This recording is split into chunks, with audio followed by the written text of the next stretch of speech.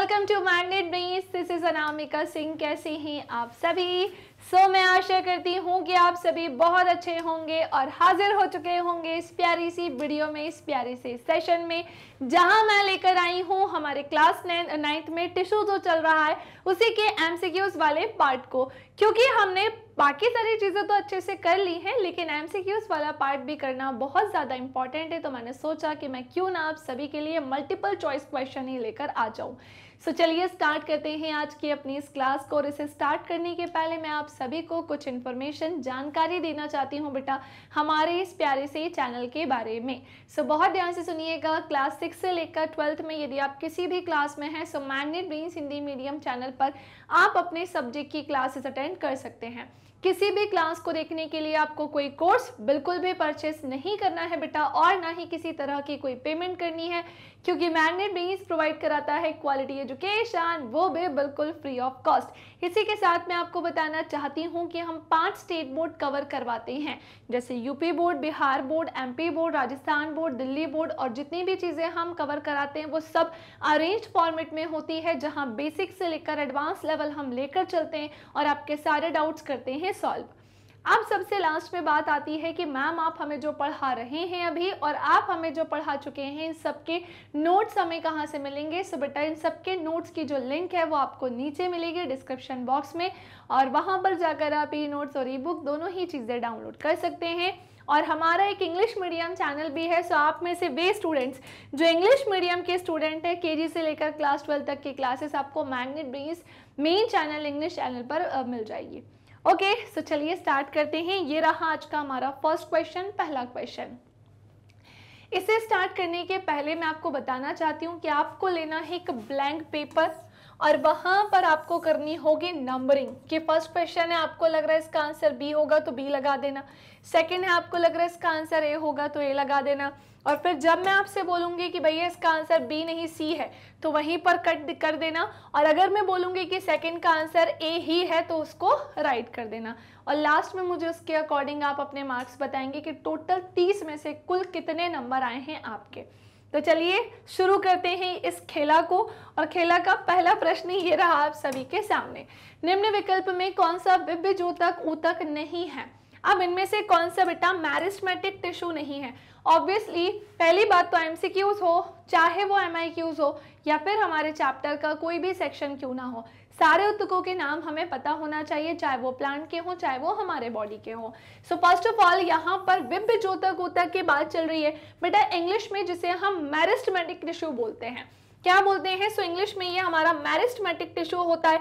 इसी के साथ मैं आपको बताना चाहती हूँ ये एक तरीके का बेटा पादप ऊतक होता है, यानी कि बेटा ये एक तरीके का प्लांट टिश्यू होता है। क्लियर?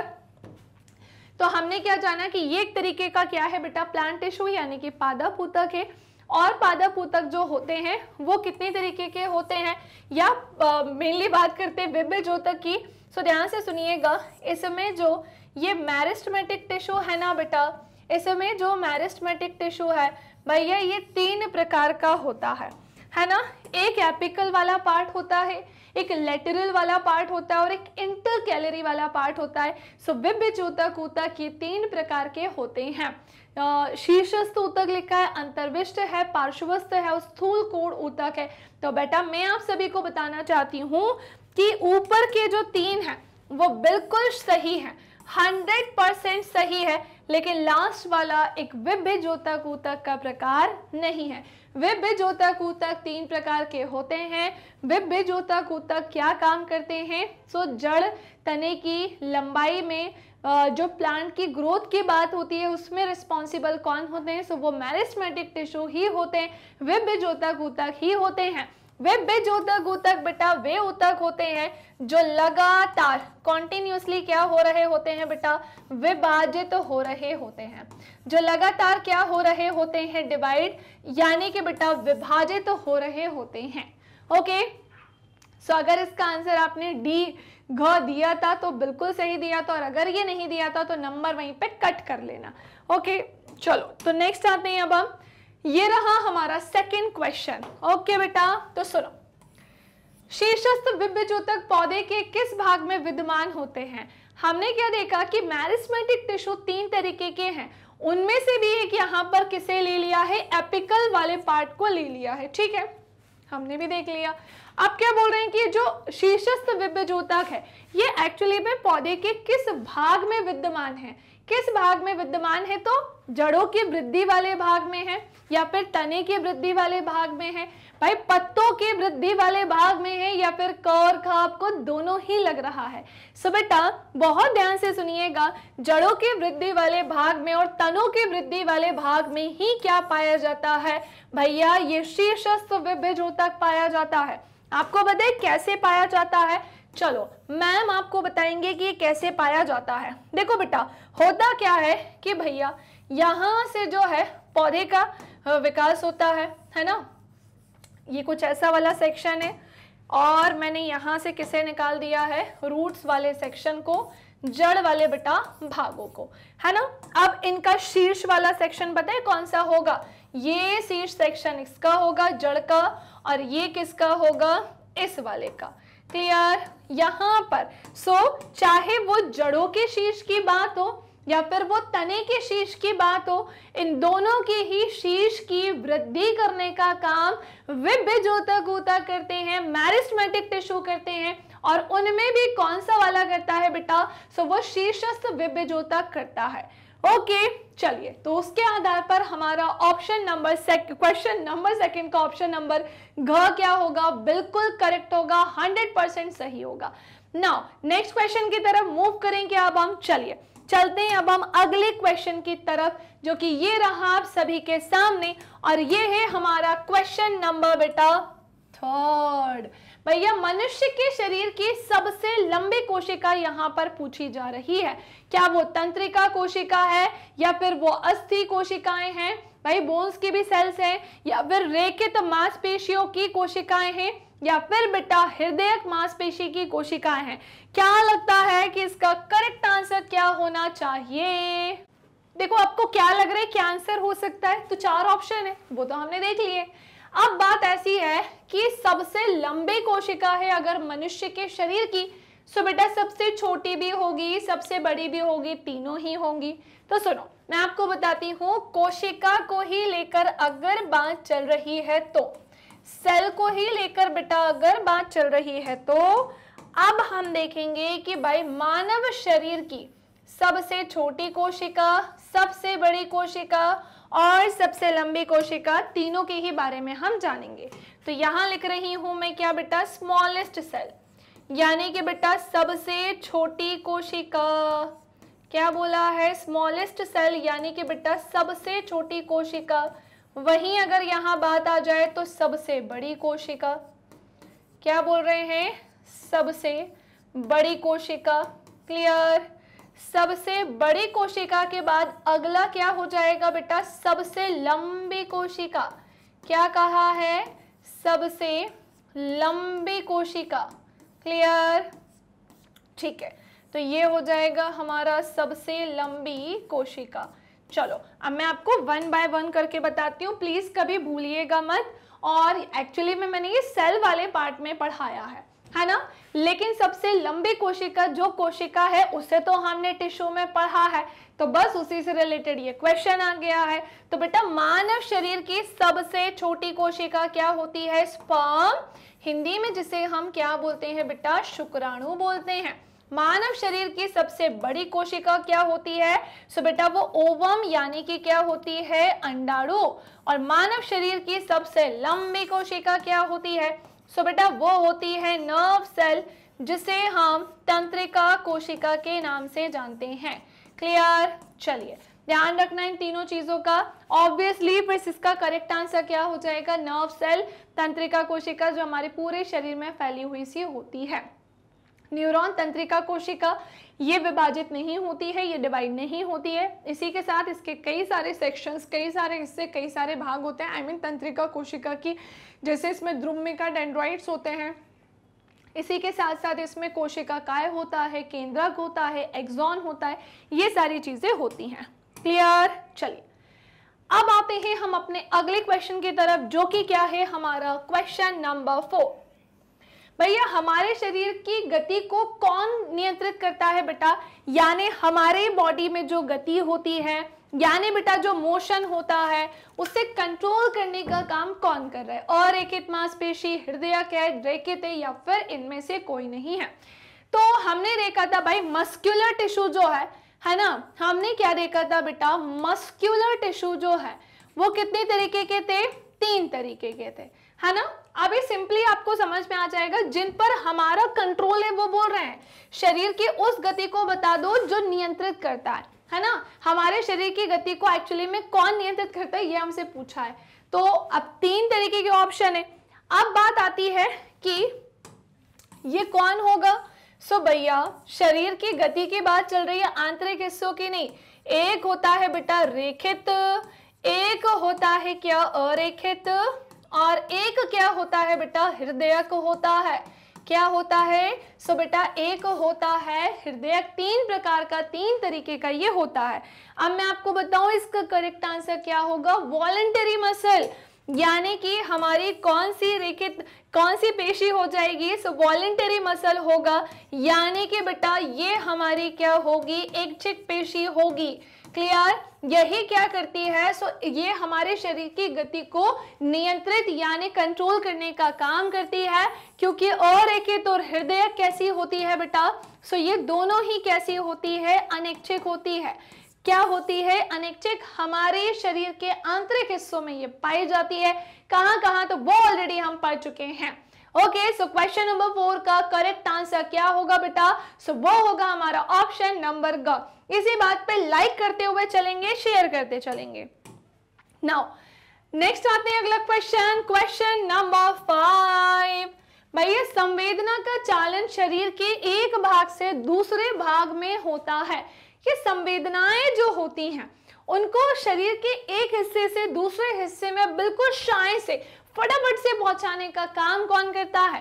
पेशी ऊतक। भाई ये पेशी ऊतक का तो ये काम है ही नहीं। तंत्रिका ऊतक है, या फिर कनेक्टिव टिश्यू संयोजी ऊतक है, या फिर एपिथेलियम ऊतक से ये करता है। तो सुनो, ना तो ये उपकला ऊतक है, क्योंकि हमारे बॉडी की कवरिंग में कई सारे सेक्शंस में, कई सारे हिस्सों में ये पाया जाता है। ये खुद में भी कई तरीके का, कई प्रकार का होता है। कनेक्टिव टिश्यू इसलिए नहीं होता, हमारे बॉडी में सपोर्ट प्रोवाइड कराता है, लेकिन ये संवेदनाओं को एक स्थान से दूसरे स्थान पर नहीं ले जाता। जैसे मान लीजिए कि इसमें पोषक तत्व हो गए, न्यूट्रिएंट्स हो गए, या हमारे ब्लड में प्लाज्मा, आरबीसी, डब्ल्यूबीसी, ऑक्सीजन ले लो, उसे शरीर के एक से दूसरे हिस्से में पहुंचाएगा। पर बात आएगी कि मैम ये संवेदनाओं को अगर एक से दूसरे स्थान पर लेकर जाएगा तो क्या ये ऐसा कर सकता है? नहीं बेटा, ये कौन करेगा? हमारा नर्व टिश्यू, जिसे हम क्या बोलते हैं? तंत्रिका ऊतक बोलते हैं। और बेटा हमारा जो तंत्रिका ऊतक है ना, वो कुछ इस प्रकार का दिखाई देता है। किस प्रकार का? सो हमारा तंत्रिका ऊतक बेटा कुछ इस प्रकार का दिखाई देता है। ये इसके क्या होते हैं? ऐसे डेंड्रॉइड्स निकले होते हैं, समझे? ये इसमें क्या निकले होते हैं? इस तरह से डेंड्रॉइड्स, जिसे हम क्या बोलते हैं? द्रुमिका बोलते हैं। समझे? समझे? कुछ इस तरह से यूं निकले हुए से होते हैं। ओके ओके ओके, इसको मैं यहाँ इससे मिला रही हूँ और मैं इसे यहाँ पर इससे मिला रही हूँ, ठीक है। सो ये हो गया पूरा सेक्शन, एंड मैं सबसे सेंटर पे न्यूक्लियस छाप देती हूँ और मैं यहाँ पर इसमें क्या लगा देती हूँ? सो ये हमारा क्या हो जाएगा बेटा? सो ये हो जाएंगे क्या? हमारे एक्सॉन का लास्ट वाला सेक्शन, अंतिम सिरा जिसे हम बोलते हैं, ठीक है। सो ये वाला पार्ट हमारा क्या होगा बेटा? डेंड्रॉइड्स, द्रुमिका। ये वाला सेक्शन हमारा क्या होगा बेटा? न्यूक्लियस, केंद्रक। ये वाला सेक्शन हमारा कोशिकाएं। और yes yes yes, very important, ये सेक्शंस यहाँ पर गन्ने का पेड़ नहीं है, एनसीईआरटी सॉल्यूशन में भी हमें ये बनाने के लिए दिया था, है ना। यहीं पर होते हैं क्या? एक्सॉन। और ये एक्सॉन का क्या है बेटा? अंतिम सिरा होता है। क्लियर? चलो, सो हमने जान लिया कि जो संवेदनाएं होती हैं उनका चालन शरीर के एक भाग से दूसरे भाग में होता है तंत्रिका ऊतक के माध्यम से। नेक्स्ट आते हैं अब क्वेश्चन नंबर 6 की तरफ। भैया दो अस्थियों को आपस में जोड़ने वाले रेशेदार ऊतक का नाम क्या है? बेटा अगर बात आती है किसकी, दो अस्थियों की, यानी कि किसकी बेटा, दो बोन्स की, जो आपस में एक दूसरे को जोड़ने का काम करते हैं। भैया अगर बात आती है कि एक हड्डी से क्या हो रही है, कनेक्ट हो रही है, जैसे एक हड्डी को दूसरे हड्डी से जोड़ने का काम कौन करेगा, कंडरा यानी कि टेंडन, साइटोन, एक्सॉन या फिर लिगामेंट। ऑब्वियसली लिगामेंट ही तो करेगा ना, इसी का ही काम होता है एक बोन को, एक हड्डी को दूसरे हड्डी से जोड़ना। ओके, नाउ क्वेश्चन नंबर 6 का आंसर क्या होगा, ऑप्शन नंबर ग से घड़ी। अगला क्वेश्चन है कि बोन्स यानी अस्थि ही क्या है ना। क्वेश्चन नंबर 7 है बेटा अस्थि के बारे में कि ये है क्या। तो भैया पहली बात तो ऊतक में पूछ रहे हैं, एपिथेलियम ऊतक है, संयोजी है, पेशी है या फिर तंत्रिका। देखो ये एक तंत्रिका ऊतक तो नहीं है, फिर मैम क्या होगा बेटा, ये पेशी ऊतक भी नहीं है, क्योंकि अभी हमने कई सारे क्वेश्चन इससे रिलेटेड लगा लिए। फिर ये एपिथेलियम ऊतक होगा, उपकला ऊतक भी नहीं है बेटा, ये एक कनेक्टिव टिश्यू यानी कि क्या होता है, संयोजी ऊतक होता है। सो अस्थि या बोन्स की अगर मैं बात करूं तो यस, ये एक क्या है बेटा, कनेक्टिव टिश्यू ही है। और हमारे बॉडी में बोन्स कितनी होती है, 206 होती है। हमारे शरीर में कुल कितनी हड्डियां होती हैं, 206 हड्डियां होती हैं, जो एक्सियल स्केलेटल और अपेंडिकुलर स्केलेटन में बटी हुई होती हैं, जहां एक में हमें 80 बोन्स को काउंट करना होता है और एक में हमें 126 बोन्स को काउंट करना होता है। देखो बोन्स काउंट करने का भी बेटा क्या होता है, तरीका होता है। इसे हम अक्षीय कंकाल और एक होता है उपांगीय कंकाल। सो अक्षीय में हमें 80 हड्डियों को गिनना होता है और उपांगीय अपेंडिकुलर में 126 हड्डियों को गिनना होता है।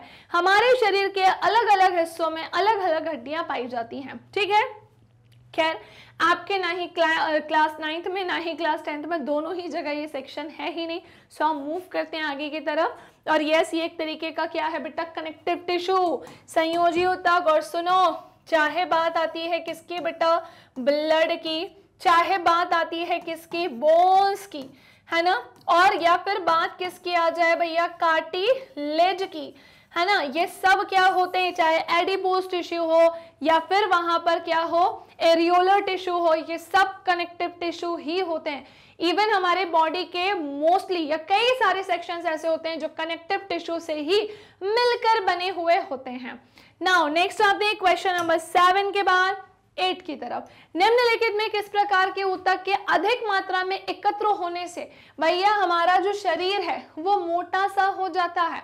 ऐसा कौन सा ऊतक है बेटा, ऐसा कौन सा टिश्यू है जिसके ज्यादा मात्रा में इकट्ठा होने से हमारी जो बॉडी है, हमारा जो शरीर है वो मोटा हो जाता है?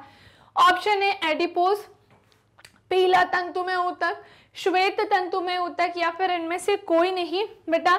एडिपोज टिश्यू ये होता है जिसे हम वसामयी ऊतक बोलते हैं। क्या बोलते हैं बेटा, सो इसे हम वसामयी ऊतक बोलते हैं, जो कि मैं आपको बता दूं एक तरीके का क्या होता है, कनेक्टिव टिश्यू ही होता है। क्या होता है, जो कि एक तरीके का कनेक्टिव टिश्यू ही होता है। ओके, सो ये था हमारा क्वेश्चन नंबर 8, जिसका करेक्ट आंसर क्या होगा, ऑप्शन नंबर क होगा। चलिए अगला क्वेश्चन ये रहा आप सभी के सामने भाई, क्वेश्चन नंबर 9, पादप के दारू। दारू बेटा इसे हम जाइलम बोलेंगे, है ना। ऊतक के प्रकार कौन सा नहीं है भाई, जाइलम की अगर बात करें तो ये कुछ अपनी कोशिकाओं से या फिर कुछ तत्वों से मिलकर बना होता है। अब इनमें से कोई 3 है जो इसमें शामिल है और कोई एक है जो इसमें शामिल नहीं है। वाहिनिका, वाहिकाएं, दारू तंतु या फिर चालनी नलिका। सो बेटा इसका सही आंसर होगा चालनी नलिका, क्योंकि भाई जाइलम ऊतक का ये प्रकार नहीं है। क्या बोला मैंने कि जाइलम टिश्यू का ये प्रकार नहीं है। और अगर जाइलम की मैं बात करती हूँ बेटा, है ना, जाइलम की बात करती हूँ तो पादप के दारू यानी जाइलम ऊतक के प्रकार में चालनी नलिका नहीं आती है। और ये जो जाइलम टिश्यू की ही अगर हम बात करें प्रॉपर तरीके से, तो ये क्या काम करता है आप अच्छे से जानते ही हैं कि भैया ये जल प्लस खनिज का क्या करता है बेटा, संवहन करता है। कहां पर, पत्तियों में पहुंचाने का काम करता है, और इसीलिए हम इसे क्या बोलते हैं, वेस्क्यूलर टिश्यू यानी कि संवहन ऊतक। क्या बोलते हैं, वेस्क्यूलर टिश्यू यानी कि बेटा संवहन ऊतक। ओके, चलिए ये रहा हमारा क्वेश्चन नंबर 10। जिन पैरेन्काइमा में पौधे के तैरने के लिए हवा बड़ी गुहिकाएं होती हैं, क्या बोल रहे हैं, जिन पैरेन्काइमा में पौधों को तैरने के लिए हवा की बड़ी गुहिकाएं होती हैं, हम चाहे तो यहाँ लिख दें कि हवा की बड़ी गुहिकाएं होती हैं, उसे हम क्या बोलते हैं, कॉलेनकाइमा, स्क्लेरेनकाइमा या फिर एरेनकाइमा या फिर बेटा क्लोरेनकाइमा। बेटा बहुत ध्यान से सुनेंगे, इसका करेक्ट आंसर क्या हो जाएगा, वो होगा एरेनकाइमा। क्या हो जाएगा, वो होगा इसका करेक्ट आंसर जो कि है एरेनकाइमा। पैरेन्काइमा में पौधों को तैरने के लिए हवा की बड़ी गुहिकाएं होती हैं, जिसे हम क्या बोलते हैं, एरेनकाइमा। नाउ नेक्स्ट आते हैं क्वेश्चन नंबर 11। ये रहा आप सभी के सामने, एक विशिष्ट कार्य करने के लिए स्थायी रूप और आकार लेने की क्रिया को हम क्या कहते हैं। ये स्पेसिफिक वर्क करने के लिए एक स्थायी रूप लेने को या फिर एक स्थायी आकार लेने की जो प्रोसेस होती है उसे हम क्या बोलते हैं।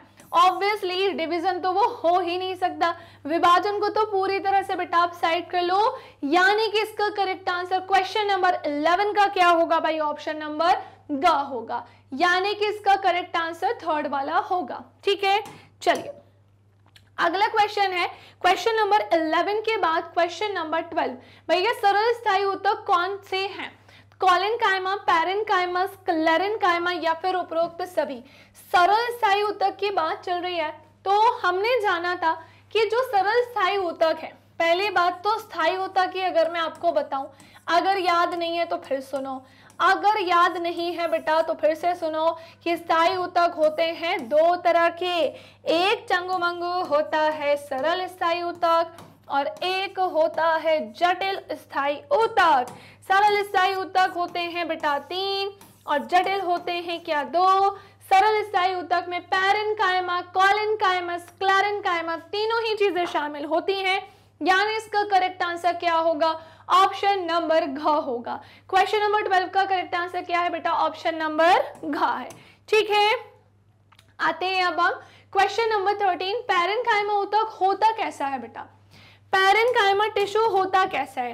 पैरेन्काइमा ऊतक सरल कोशिका का बना होता है, एक पहला पॉइंट। दूसरा है पौधों को भाई ये सहायता प्रदान करता है और उसके स्टोरेज में भी, फूड के स्टोरेज में भी ये हेल्प करता है। तो हाँ जी भाई, सारे ही काम कर रहा है। पैरेन्काइमा टिश्यू क्या कर रहा है बेटा, ओवरऑल सारे काम करने का काम ये कर रहा है। अगला क्वेश्चन, निम्न में से कौन सा ऊतक घाव भरने में भाई हेल्प कर रहा है। लो भाई, अगर अब हमें कभी चोट लग जाए, है ना, कई बार ऐसा होता है हम गिरते पड़ते रहते हैं, अभी तो आप बहुत छोटे हो, आपके साथ कई बार ऐसा होता होगा, चल रहे हैं जीने से गिर गए, है ना, छोटा मोटा ऐसे खतरनाक वाला नहीं गिरना हमको, खैर तो किसी चीज से भिड़ गए, चोट लग गई, कुछ भी हो गया, सो घाव भरने वाला ऊतक कौन सा है भैया। घाव भरने में सहायक ऊतक एपिथेलियम है, पेशीय है, संयोजी है या फिर तंत्रिकीय ऊतक है। बेटा ऑब्वियसली मस्कुलर टिश्यू का यहाँ पर कोई रोल नहीं है ना, कनेक्टिव का भी रोल नहीं है। और भाई ये तंत्रिकीय ऊतक यहाँ क्या कर रहा है, जो उपकला ऊतक होता है ना, यही हेल्प करता है ना, उपकला ऊतक ही क्या करता है बेटा, हेल्प करता है, सपोर्ट प्रोवाइड कराता है। सो क्वेश्चन नंबर 14 का करेक्ट आंसर ऑप्शन नंबर क है। क्वेश्चन नंबर 15 है, तंत्रिका ऊतक की यूनिट बता दो, इकाई है। भैया जो नर्व टिश्यू है उसकी क्या बोली जा रही है बेटा, यूनिट यानी कि इकाई बोली जा रही है। एक्सॉन है, न्यूरॉन है, गुच्छिका है या फिर कोशिकाएं है। क्या लगता है आंसर क्या होगा, बिल्कुल सही बोला है बेटा, न्यूरॉन बिल्कुल इसका क्या होगा करेक्ट आंसर, क्योंकि तंत्रिका ऊतक जो है वो न्यूरॉन से ही मिलकर बना है, तो उसकी इकाई क्या हो जाएगी, न्यूरॉन ही होगी। ओके, देखो भाई तो डन हो गया ना, इसे आगे बढ़ जाएं फिर। चलिए सो क्वेश्चन नंबर 16 पे चलते हैं अब हम, और पूरी उम्मीद है कि सारे क्वेश्चन आपको बन गए होंगे। शरीर में सबसे अधिक पाया जाने वाला ऊतक कौन सा है, ऐसा कौन सा टिश्यू है जो सबसे ज्यादा हमारी बॉडी में बेटा पाया जाता है। क्या वो संयोजी ऊतक है या फिर वो उपकला ऊतक है, पेशी ऊतक है या फिर तंत्रिका ऊतक है। बेटा ऑब्वियसली कि वो एक कनेक्टिव टिश्यू है। हमारे शरीर के मोस्टली सेक्शंस में पाया जाने वाला टिश्यू ही क्या है, सो वो है संयोजी ऊतक। कैसे पाया जाता है, देखो भाई अब मुझे एक बात बताओ, एक ही एग्जांपल से बताती हूँ क्योंकि आपको ऑलमोस्ट पता है कि इसमें कौन कौन से टिश्यूज, कौन कौन सी चीजें इन्वॉल्व है। अब मुझे एक बात बताओ, जैसे मैं बोल रही हूँ कि हमारा ब्लड ही एक संयोजी ऊतक है, तो पूरे शरीर का 7 से 8% भाग तो ब्लड ही है ना, और इसी के साथ शरीर का 7 से 8% भाग में ब्लड होता है, जिसमें लीटर में 5 से 6 लीटर है। भाई मेल में 5.5 लीटर होगा, फीमेल में 5 लीटर के आसपास होगा। अब ये ब्लड भी आपको बताया हुआ है भैया 2 चीजों से मिलकर बना होता है, एक तो होता है बेटा प्लाज्मा और दूसरा क्या होता है, सो वो होता है रक्त कणिकाएं। क्या होता है, प्लाज्मा और होता है क्या, रक्त कणिकाएं। और ये जो रक्त कणिकाएं है ना वो 3 तरीके की होती हैं, आरबीसी, डब्ल्यूबीसी और प्लेटलेट्स, यानी कि बेटा क्या हो जाएगी, बिम्बाणु हो जाएगी। ठीक है, प्लेटलेट्स यानी कि क्या हो जाएगी, बिम्बाणु। सो शरीर में सबसे अधिक पाया जाने वाला टिश्यू यानी कि ऊतक भैया वो संयोजी ऊतक ही होगा, आप इसी से अंदाजा लगा सकते हो। ठीक है, और आगे बढ़ते हैं अब हम फटाफट से नेक्स्ट क्वेश्चन। ये रहा क्वेश्चन नंबर 17, पौधे की लंबाई में वृद्धि के लिए आवश्यक नहीं है। अब बात आती है कुछ ऐसे भी न्यूट्रिएंट्स या पोषक तत्व होते हैं जो पौधों के लिए आवश्यक होते हैं, वो उन्हें मिलेंगे सो जो प्लांट होगा वो अच्छे तरीके से क्या कर सकेगा बेटा, ग्रो कर सकेगा। लेकिन इनमें से एक ऊतक ऐसा है जो उसके लिए आवश्यक नहीं है, विशेष रूप से लंबाई के लिए, और वो क्या होगा, सोडियम है, कैल्शियम है, नाइट्रोजन है या फिर बेटा फास्फोरस है। सो मैं आपको बता दूं कि ये जो Na यानी कि जो सोडियम होता है ना, ये पौधे की लंबाई के लिए आवश्यक नहीं है, बल्कि ये 3 चीजें जो है वो क्या होती हैं, आवश्यक होती हैं, जैसे कैल्शियम भी थोड़ी मात्रा में, नाइट्रोजन और फास्फोरस, लेकिन सोडियम नहीं होता है। सो यस, इसका करेक्ट आंसर ऑप्शन नंबर क्या हो जाएगा बेटा, फर्स्ट हो जाएगा। सोडियम की अगर मैं बात करूं तो चलो थोड़ा सा केमिस्ट्री में पढ़ा देती हूं। सो बेटा ये एक तरीके का क्या है, एलिमेंट है, यानी कि चंगू मंगू ये है तत्व। तत्व में भी कौन से, तो बेटा ये है एक मेटल, यानी कि ये क्या हो जाएगी बेटा, सो ये हो जाएगी धातु। और ये ऐसी धातु होती है जिसे आसानी से चाकू से काटा जाता है। क्या कहा है, जिसे क्या करते हैं बेटा, आसानी से चाकू से काटा जाता है। ठीक है, ये इतनी ज्यादा सॉफ्ट होती है। सो क्वेश्चन नंबर 17 हमें सोडियम की बात करेंगे तो पौधों की लंबाई के लिए आवश्यक क्या नहीं है, सो यस सोडियम आवश्यक नहीं है, बाकी ये 3 चीजें क्या होती हैं, आवश्यक होती ही हैं। ठीक है, नाउ अगला क्वेश्चन है भाई, अधिकांश स्वपोषी पादप ऊर्जा को किस रूप में स्टोर करके रखते हैं। भाई मोस्टली जो ऑटोट्रॉप्स प्लांट होते हैं यानी स्वपोषी पादप जो होते हैं ये ऊर्जा को किसके रूप में स्टोर करके रखते हैं, ये तो आपको पता है ना बेटा। स्वपोषी पादप वे होते हैं जो अपना भोजन यानी कि जो खाना होता है ना बेटा, जो अपना भोजन यानी कि बेटा जो खाना होता है वह स्वयं बनाते हैं। क्या बोला है, अपना फूड, अपना खाना स्वयं बनाते हैं, उन्हीं को हम क्या बोलते हैं, सो वही स्वपोषी पादप होते हैं। अब ये खाना कैसे बनाते हैं, सो भैया स्वयं ये बनाते तो जरूर हैं, लेकिन प्रकाश संश्लेषण की सहायता से। कैसे बनाते हैं, सो प्रकाश संश्लेषण, फोटोसिंथेसिस की हेल्प से ये बेटा बनाने का काम करते हैं। सो स्वपोषी पादप ऊर्जा को किस रूप में स्टोर करते हैं ये तो मैं आपको बताऊंगी, लेकिन पहले हमने जाना कि ये अपना भोजन खुद ही बनाते हैं, अपने पोट के लिए, ये हमारी तरह किसी और पर निर्भर नहीं करते हैं।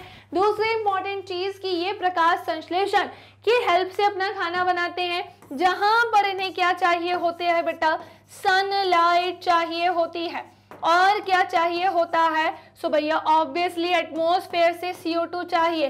पत्तियों में और क्या होना चाहिए बेटा, एक पिगमेंट जिसे हम क्या बोलते हैं, पर्णहरित, और उसमें हरित लवक क्लोरोप्लास्ट भी होना चाहिए।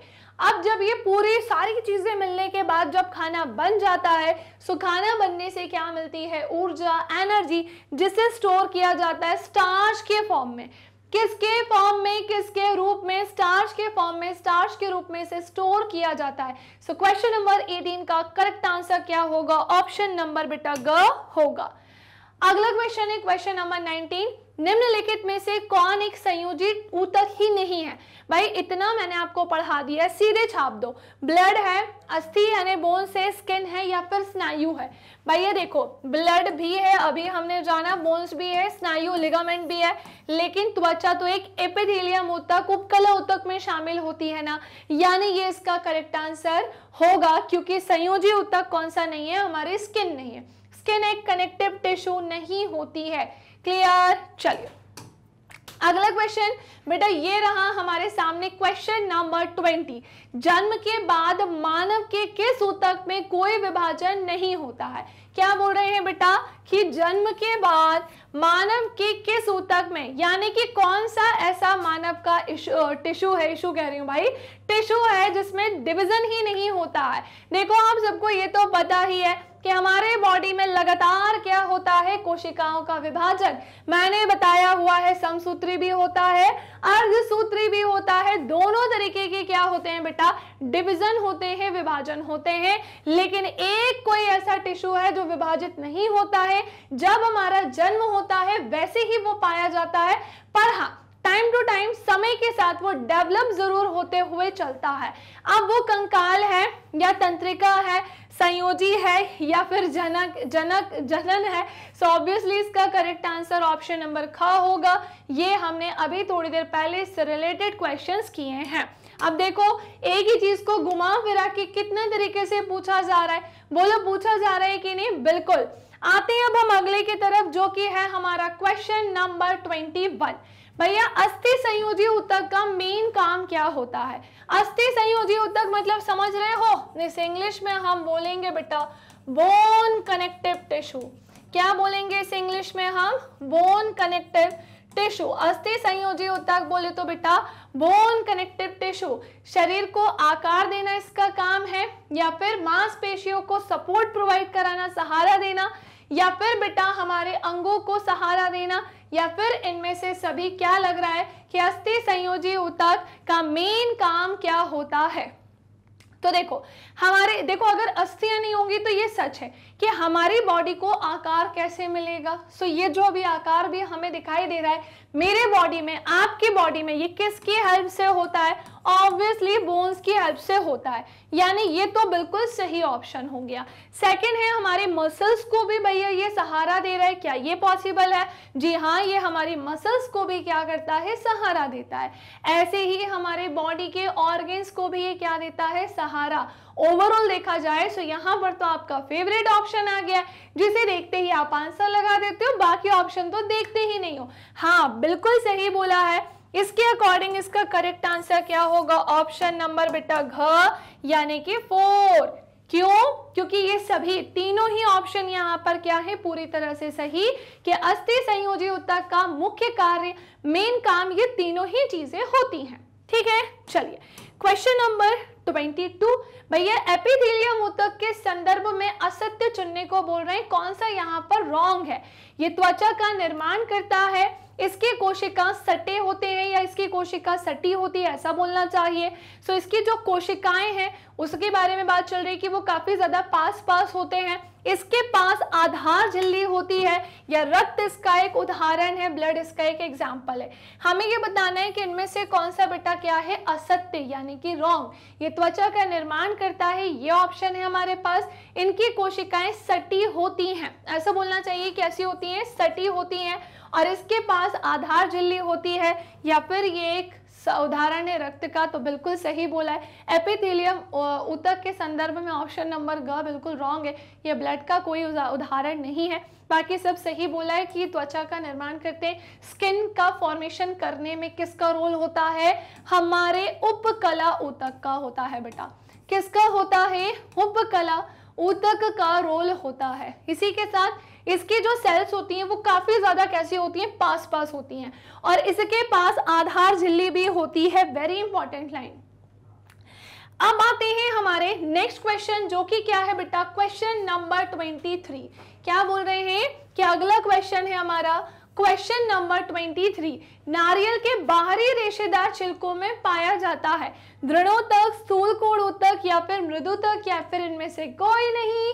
तो हम बिल्कुल आंख बंद करके आंसर लगा देंगे कि आंसर क्या होगा, दृढ़ोदक ऊतक, क्योंकि नारियल में आपने बाहर के साइड देखा होगा रेशे जैसे निकले होते हैं, लटके होते हैं, जिसे हम क्या करते हैं, छील के बाहर निकाल देते हैं, है ना, एक तरीके से वो छिलका ही है, लेकिन वो किस तरीके के टिश्यू से मिलकर बना है, सो वो बना होता है दृढ़ोदक ऊतक से। अगला क्वेश्चन है भाई, चोट लगने पर रुधिर के जमने में कौन हेल्प करता है। अब कई बार ऐसा होता है कि या तो हम चल रहे हैं, चलते चलते गिर गए, या गाड़ी चला रहे हैं तो गाड़ी चलाते चलाते हमें चोट लग गई, या कुछ भी ऐसा हो जाता है। सो चोट लगने पर हमारा जो ब्लड है 2 से 5 मिनट बाद जो बहना है वो बंद हो जाता है। आपने कभी ऐसा स्ट्रक्चर देखा होगा, ऐसे जाली जैसा स्ट्रक्चर उस पर बनता है 2 से ठीक 5 मिनट के बाद, और वहीं पर क्या होता है, ब्लड आना क्या हो जाता है बेटा, बंद हो जाता है।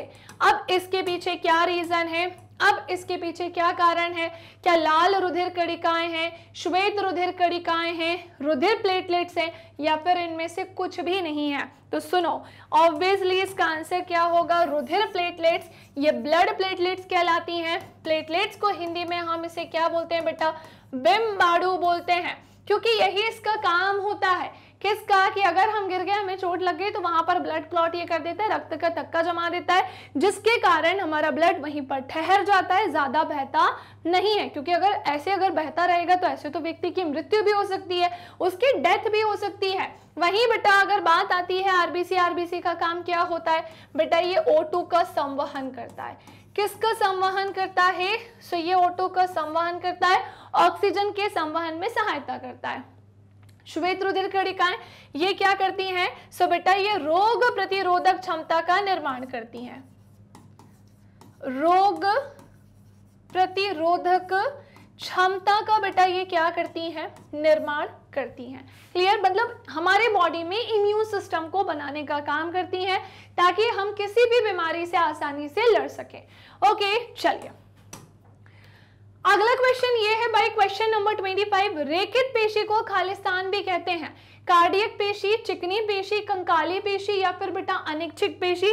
तो सुनो, इसे कंकाली पेशी के नाम से, साथ ही साथ फटाक से नोट कर लो कि बेटा इसे इच्छिक पेशी के नाम से भी जाना जाता है।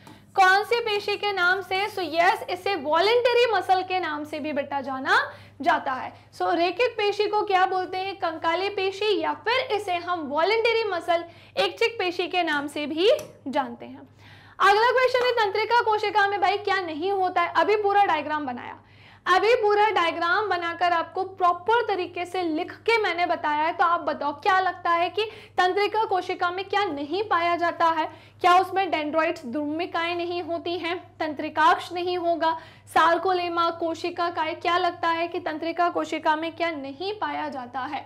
भैया ऑब्वियसली सार्कोलेमा नहीं पाया जाता है, द्रुमिका, डेंड्राइट्स अभी हमने पढ़ा था वो उसमें पाई जाती हैं, तंत्रिकाक्ष भी होता है और कोशिका काय भी होता है, साथ में एक बीच में छोटू सा न्यूक्लियस यानी कि बेटा केंद्रक भी होता है। क्लियर, चलो अगला क्वेश्चन ये रहा हमारे सामने, क्वेश्चन नंबर 26 के बाद क्या हो जाएगा बेटा, क्वेश्चन नंबर 27 हो जाएगा। जीव विज्ञान की वह शाखा जिसमें ऊतकों की बनावट का, ऊतकों यानी टिश्यू के बनावट का अध्ययन किया जाता है, उसे हम क्या बोलते हैं, मॉर्फोलॉजी, हिस्टोलॉजी, साइटोलॉजी, या फिर एनाटॉमी। बेटा ये कहलाता है हिस्टोलॉजी, है ना। जीव विज्ञान यानी कि बायोलॉजी की अगर हम बात करें, जहां पर जीवों का विज्ञान है, जीवों का अध्ययन है, सो जीव विज्ञान की वह शाखा जिसमें ऊतकों की बनावट का अध्ययन किया जाता है बेटा, हम उसे हिस्टोलॉजी के नाम से जानते हैं। क्लियर, चलिए अगला क्वेश्चन, क्वेश्चन नंबर 28, भैया अरेखित पेशी कैसी होती है, अनिच्छिक है, इच्छिक है, या फिर क और ख दोनों, या फिर इनमें से कोई भी नहीं है।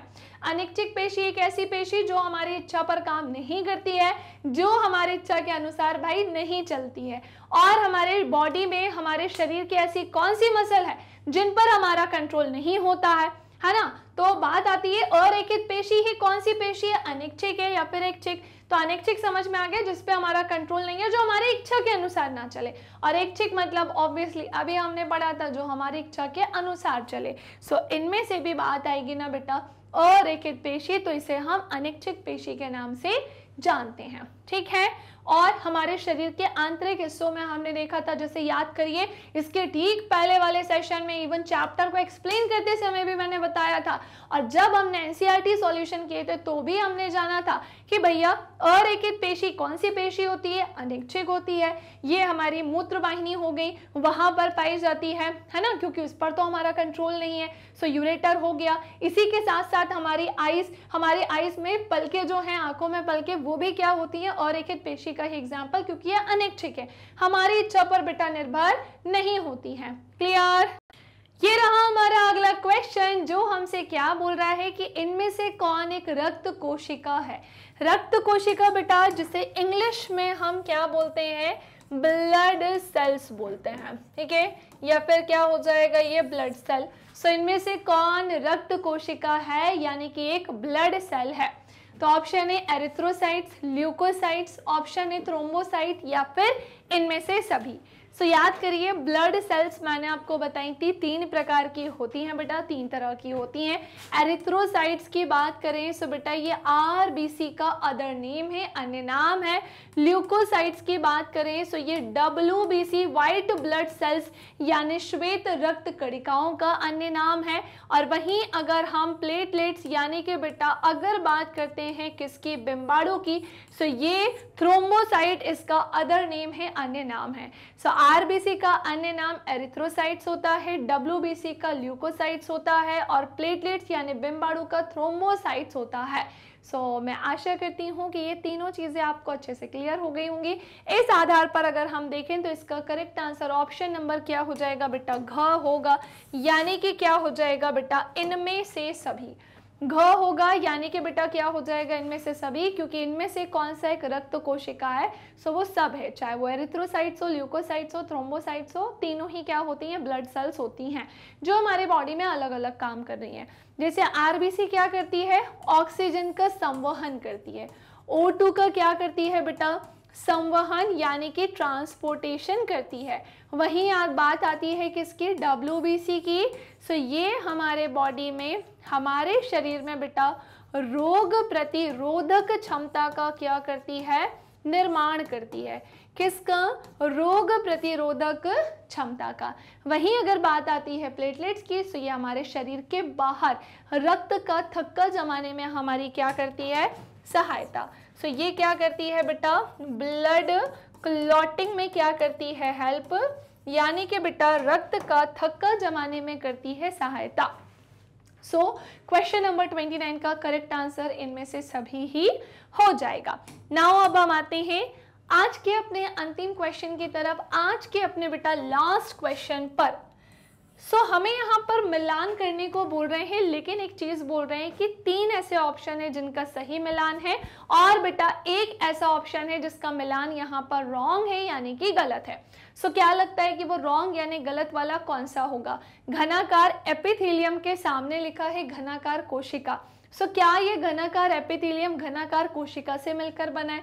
सबसे पहली चीज तो यहाँ केवल और केवल एपिथेलियम ऊतक के बारे में बात चल रही है, यानी कि उपकला ऊतक के बारे में बात चल रही है।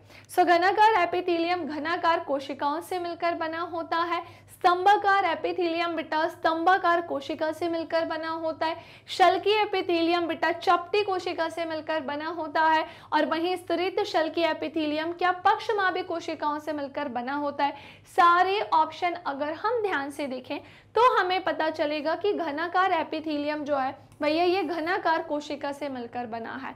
स्तंभाकार एपिथेलियम स्तंभाकार कोशिका से मिलकर बना है। और वहीं शल्की एपिथेलियम बेटा ये चपटी सेल से मिलकर बना है, चपटी कोशिकाओं से मिलकर बना है। एंड लास्ट में स्तरित शल्की एपिथेलियम, सो बेटा ये इसकी कोशिका यहाँ पर गलत है, यानी इसका मिलान यहाँ पर रॉन्ग हो जाएगा। क्लियर। सो क्वेश्चन नंबर 30 का करेक्ट आंसर क्या होगा बेटा, ऑप्शन नंबर घ ही होगा। सो भाई वीडियो को लाइक नहीं किया है तो लाइक करना, शेयर करना, पर सबसे पहले मुझे बताओ कि भैया 30 आउट ऑफ 30 यानी 30 में से 30 नंबर किस स्टूडेंट के आए हैं। कौन बच्चा है वो जिसने 30 में से 30 नंबर भाई वो लेकर आया है, जल्दी से मुझे कमेंट करके बता दो। मुझे तो बहुत ज़्यादा खुशी होगी ये देखकर। बेटा 26 27 के ऊपर ही मुझे मार्क्स चाहिए, क्योंकि ऐसा कोई सेक्शन इसमें नहीं था जो आपसे ना बने। ओके, सो बेटा आज के लिए इतना ही, और वीडियो को लाइक शेयर तो करना ही है। साथ ही साथ मैग्नेट बेंस के अदर प्लेटफॉर्म्स भी हैं जहां पर आप मैग्नेट बेंस से जुड़ सकते हैं। जैसे मैग्नेट बेंस के अदर प्लेटफॉर्म्स कौन कौन से, Facebook, Instagram, Twitter, Telegram, WhatsApp. इसी के साथ आप मेरी लाइव क्लासेस और रिकॉर्डेड क्लासेस कहाँ देख सकते हो, वेबसाइट के थ्रू भी जाकर देख सकते हो। लाइव भी जैसे मेरी जो क्लासेस है वो वेबसाइट पर भी मिलेंगी, एप्लीकेशन पर भी, और लाइव प्लस रिकॉर्डेड क्लासेस आप डायरेक्टली वाईटी पर मुझसे देख सकते हो, मेरी क्लासेस देख सकते हो। ई नोट्स और ई बुक की लिंक आपको नीचे मिलेगी डिस्क्रिप्शन बॉक्स में। और ये है हमारे हिंदी इंग्लिश मीडियम के टॉप कोर्सेज, जहाँ CBSE board, Delhi board, Bihar board, UP board, MP board, Rajasthan board, Vedic maths, crash course, spoken English, ये सारी ही चीज़ें करवाई जाती हैं कवर। सो आज के लिए इतना ही, मिलेंगे अब हम हमारे नेक्स्ट सेशन में। वीडियो को लाइक करना नहीं भूलिएगा, इसे शेयर करना नहीं भूलिएगा, साथ ही साथ प्यारे प्यारे कमेंट्स करना भी नहीं भूलिएगा। तब तक के लिए bye bye, take care, thank you class.